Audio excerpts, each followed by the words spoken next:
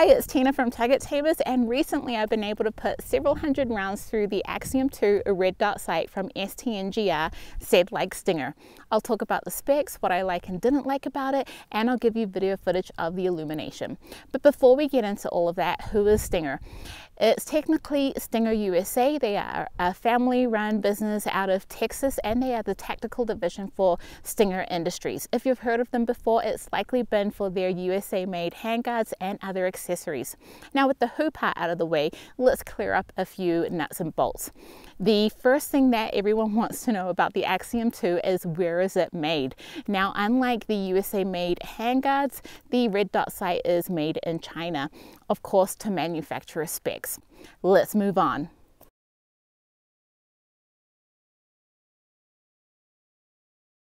The Axiom II is technically the second version of the Axiom I red dot sights. I haven't handled the first, so I can't comment on the differences. What comes in the box with the Axiom II? The essentials like a microfiber lens cleaning cloth, a CR2032 battery, rubber bikini lens style caps, and the tools needed for the mounting systems. Now it comes with a multi-height mounting system, which essentially means two mounts. The mount that comes installed on the red dot sight is the high profile quick detach mount. It comes with the second mount, which is a low profile direct to rail mount. Now it's about 2.5 times 1.7 times 2 inches in size. It weighs 6.1 ounces with the high profile mount. Has a 2 MOA dot, 11 brightness settings, with 2 of them being night vision compatible. It's made from T6 aluminum, has an anodized finish, really high quality. Now it's recoil rated for even use on a 12 gauge shotgun. I wasn't able to test that myself, but I have no doubt that it won't hold up and hold zero. What did I use it with? I put this on 3 different rifles, but most of the time it sat on a Smith & Wesson M&P 1522 and a Diamondback 5.56. Now I put several hundred rounds through the Stinger red dot sight. Most of them were with the 22s. What can I say? It's cheap ammo and it's a lot of fun to play with, but I did also put some 223 and 5.56 ammunition through it. I spent a lot of time with the Axiom II, and there are things that I both like and don't like about it. So let's get started.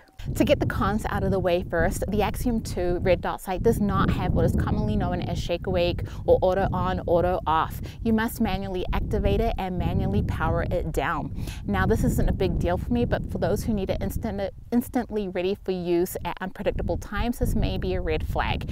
I forgot to turn it off several times after using it at the range and had to correct for that when I got home. Secondly, there was a day when I was moving this between 3 rifles all on the same day, and the mount tension knob came loose. It would be an easy fix, but I forgot the wrench in my gear bag, which was in my truck, and my truck was out to go get me lunch, so I had to finger tighten it that day.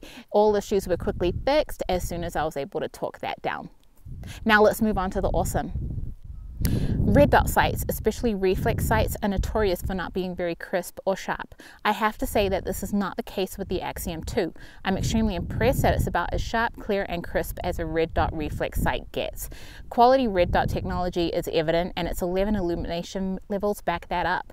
The lower settings are night vision compatible, and I can't detect the dot at all from levels 1 through 2, especially if you're looking at the bright backgrounds like the sky. At 4, I have to look for it, but it's visible. I mostly sat at 5 and 6.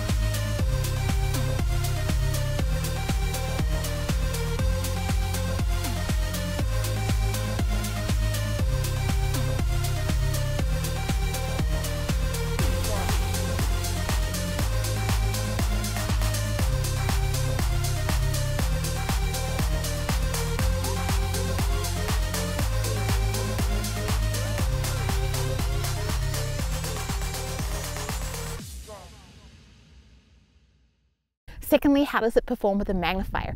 I paired the Axiom II with a Sig Sauer Juliet 3, and it was great to have that extra magnification. Unfortunately, I did experience some astigmatism effects. On low illumination, that dot turned into a smudge, and at high illumination, it turned into a cluster of about 2 to 3 dots. Even trying to focus on one of those dots did not give me accurate point of impacts, and yes, I am totally blaming my groupings on that. But as far as seating the two optics together, they were a great pair. They fit well. It just was the astigmatism that I have. Now, it could be due to the angle of the lens in the red dot sight, or it could just be the magnifier. Stinger has not yet made a magnifier for the Axiom II, and if they do, I'll be on the lookout for that. The illumination knob has 11 brightness levels, with 1 and 2 being night vision compatible. The 0 setting is to power it off. Now, it also houses the CR2032 battery, and that battery lasts for 50,000 hours. This is why it may not be a big deal to you to not have the shake awake feature, because that's technically like 5.5 years when you leave it at setting 6. Turrets are in 1 MOA click adjustments, and I love that the caps themselves serve as the tool needed to make those adjustments. They are crisp, but they are sort of on the effortless side to turn, so easy does it here. Don't put them in your mouth like I did, because they are made of metal, so bonus points to quality there. Now, the Axiom comes with 2 mounts. The one that came attached to it in the box is the QD lower third co-witness mount. It's a breeze to mount to a Picatinny rail, and the mount tension knob can be finger tightened and then tightened even further once on the rail with the included wrench. It does co-witness in the lower third with front and rear sights if you use them, or if the red dot unexpectedly fails. The second mount is a low profile mount, easy to install. To tighten it to the rail, you need to use a Torx key, and everything comes in the box, including a few extra screws.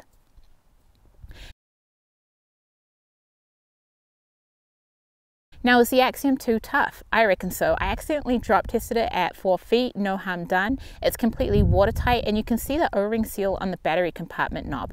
It has also been nitrogen purged, so it's fog proof, meaning that it won't produce condensation or that internal fogging on the inside of the tube.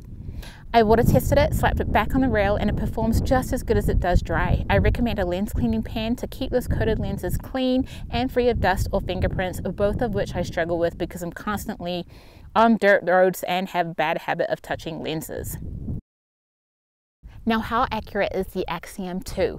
Red dots are typically made for speed versus precision, but I'm sure in the hands of a marksman shooter, they would get excellent groupings. For me, I think I did just okay, so don't judge. Now, I think it's about as accurate as it can be for a reflex red dot sight. In the hands of a marksman shooter, they'll do absolutely better, but for the average Joe, it's going to do what a red dot sight does: get on target.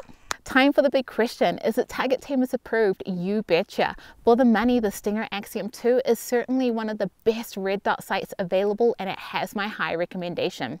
This is the video review, so if you want to read the full write-up, I'll put that in a link in the description below. I had a lot of fun field testing the Axiom II, so thank you for tuning in. Don't forget to like, subscribe, and get outside.